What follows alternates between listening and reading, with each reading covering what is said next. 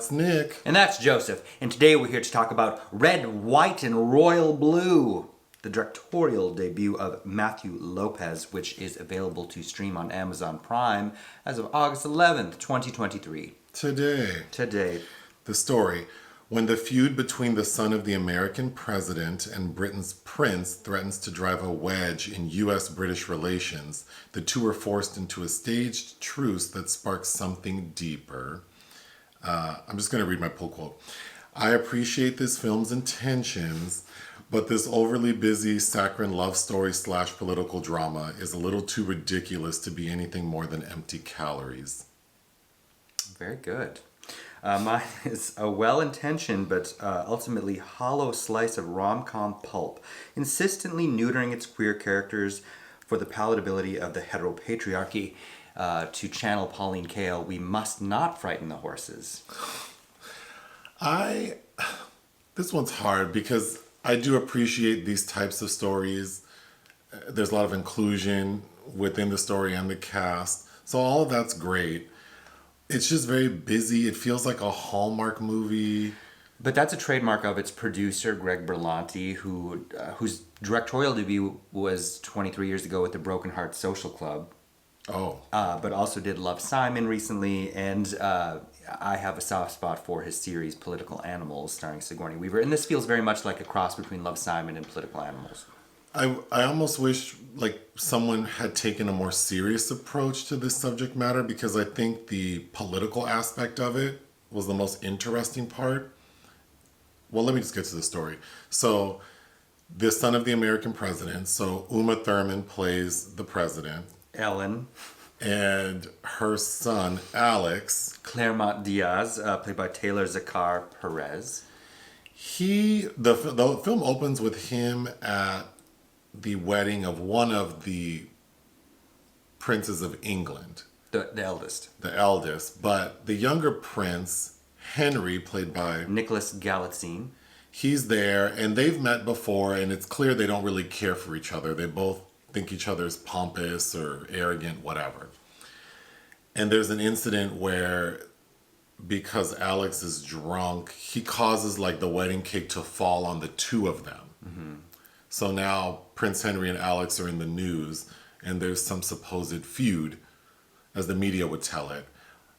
And because Uma Thurman's running for re-election, the campaign is saying, we need to smooth this over. So they stage, a truce and try to pretend to be friends.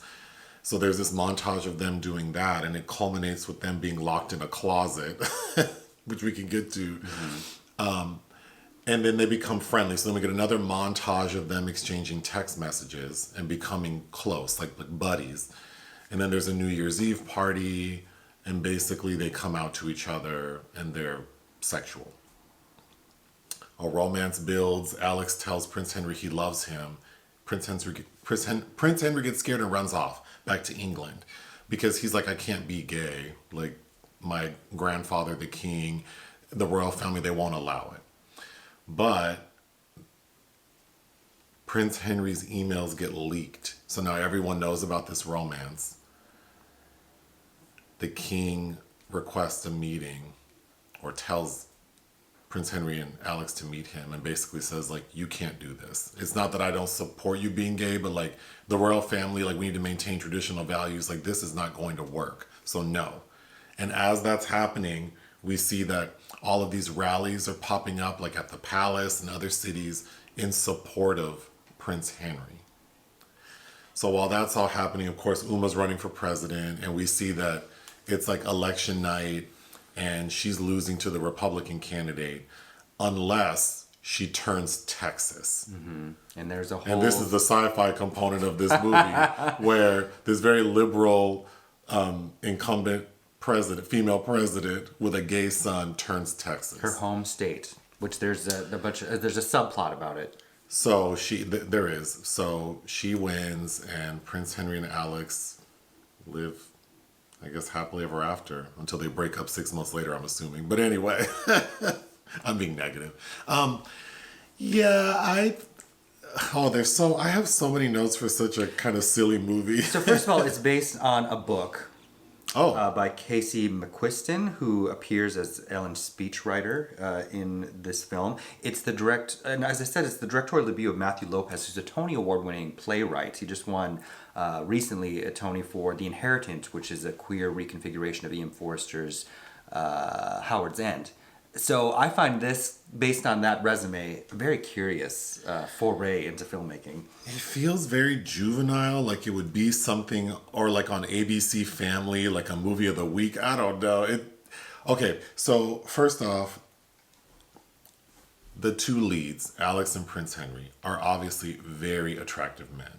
But I think they are too old to be acting like this. Yes, because like the song "Get Low" comes on, and one of them was like, "This is from my childhood." It's like, but you're in college. You're an undergrad. This song came out in 2003. You're in college. So I mean, I don't know. They, of course, like again, very handsome people, but they don't look like they're in their early 20s. And so there's this kind of robbed a certain level of authenticity in having these men that are of a certain age acting this way. Because we find out that Prince Henry is the more experienced one. Like he says it. So, and he's had relationships or, rendezvous with men. And so has Alex. So they're not green to any of this. So, of course, they look more mature. We're told that they have had gay experiences. And at the moment where they're like the most sexually intimate, like we're told they're going to have penetrative sex, they have already been intimate, like like multiple times. Mm-hmm. So the fact that during this sort of climax of their sexual relationship, they're fumbling around in a way that did not make sense to me. So it really does feel kind of juvenile. And the way a lot of the supporting characters are treating them also feels very Nickelodeon to me. It does. That sex scene in particular, Alex has a key around his neck that's because they grew up working class. His father's played by Clifton Collins Jr., who really has nothing to do. But that's the key to their house in Texas where he grew up. But it's like in the sex scene, it's dangling on top of Prince Henry, and it's like, could you take that necklace off of this scene? And because it reminded me of any number of corny Madonna lyrics about, giving your heart to me because you have the key, blah, blah, blah. So when we were first introduced to them together, it's clear they have kind of like not really a feud. They just don't like each other. And it seems very ridiculous. Also, for these two men who clearly are attracted to men because they've had experiences. And once they do come out to each other, they have this like very voracious romance. It's hard to believe that for all this time they knew each other previously, there was never any... I found that hard to believe. And then the writing, the writing feels kind of basic. Alex is really hung up on the fact that Prince Henry says he's 6'2", but he's not. Like, that's what bothers him. I think that the writing for the American side is really cheesy, and I think it feels, and I don't know if this is because I'm an alien to that culture, I felt more for Prince Henry and how they're navigating that, and maybe that's because that's just a more conservative, constricted realm comparatively. So the truce basically looks like Alex going to England to visit Prince Henry, and then there's this montage of the two of them sitting on like a love seat being interviewed by like 5 different reporters, and they're kind of ribbing on one another, and it's kind of cute, but again corny.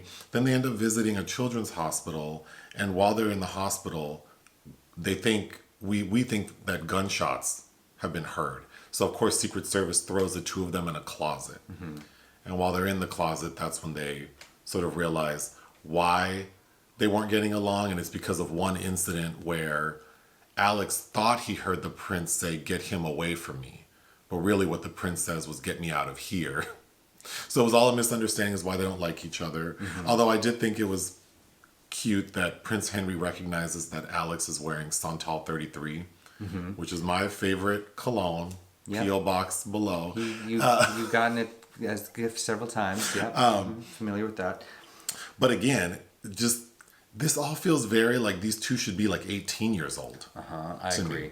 I don't know. I just feel like there were a missed opportunity to...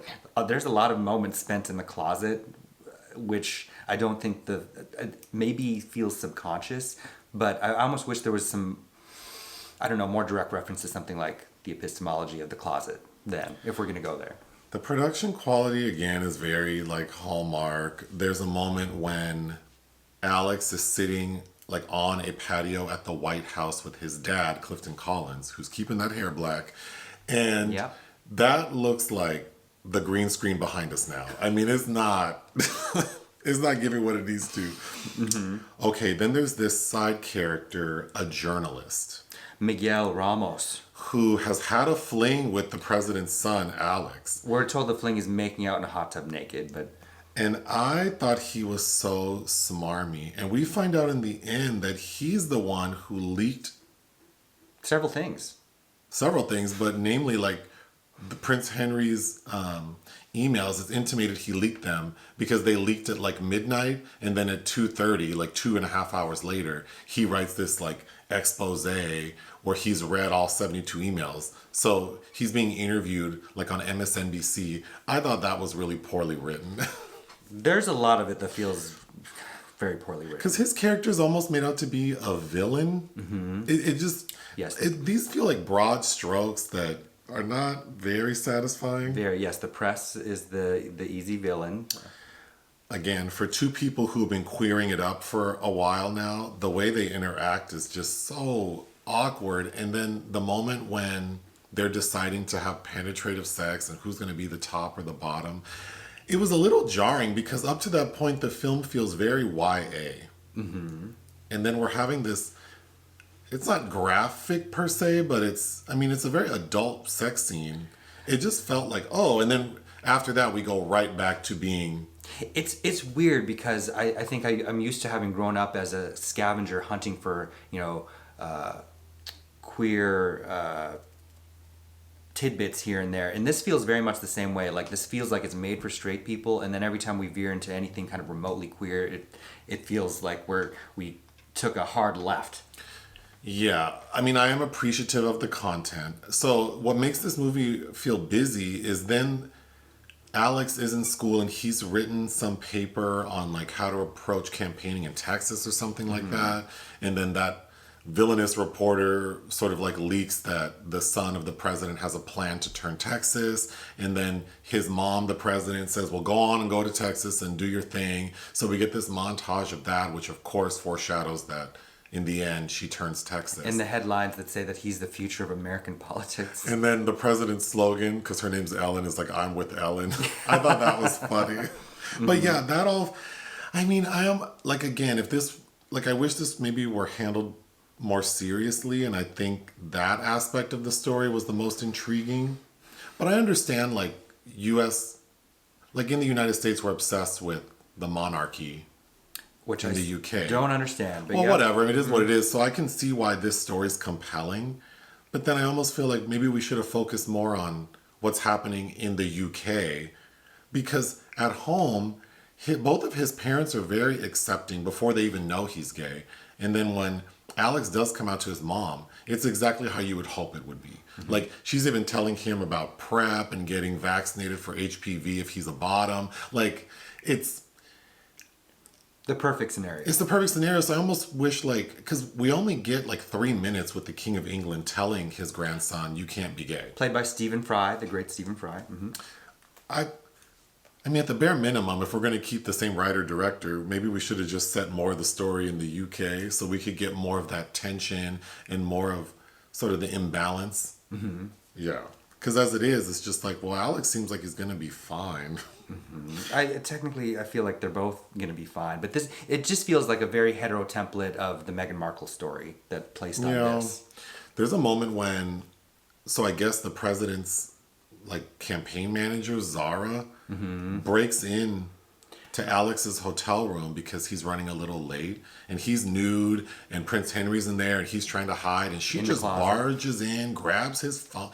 She's assuming there's a woman in there and that the woman left her phone. She grabs it. She's rummaging through everything, flipping, going in the bathroom, opens the closet again, and Prince Henry's hiding in the closet. And her reaction is just like, she's not being homophobic, but it's just like, God, you've been putting your foot in your mouth, assuming that Henry's or Alex is doing X when he's really doing Z. And then once she realizes what's going on, she's just like, oh, I can't take it. Just meet me downstairs. that all felt like chaotic in an uncomfortable way to me. A lot of it does. It reminded me of the movie with Harry Hamlin and Michael Ontkean called Making Love from 1982, when we were clearly trying to package gay people as a safe thing that are just like straight people. That's what this felt like to me. I don't have much else to say. I didn't care for it. I'm sorry. Can we talk about Uma's accent? Well, Uma's giving us a country fried accent. I Oh. guess because she's supposed to be from Texas. Until it, like, the Texas subplot becomes clear, I'm like, I was confused. Why is she doing can't this? she just talk like her? She actually does worse accent work in a film directed by Rodrigo Cortés called Down a Dark Stair. I don't know what that accent is supposed to be. Oh. But she's doing it, and it's also I think it's a Lois Duncan adaptation who wrote I Know What You Did Last Summer. I don't know. And you can tell that they're trying to inject some sense of heightened culture, because Prince Henry's favorite film is In the Mood for Love, the Wong Kar-wai.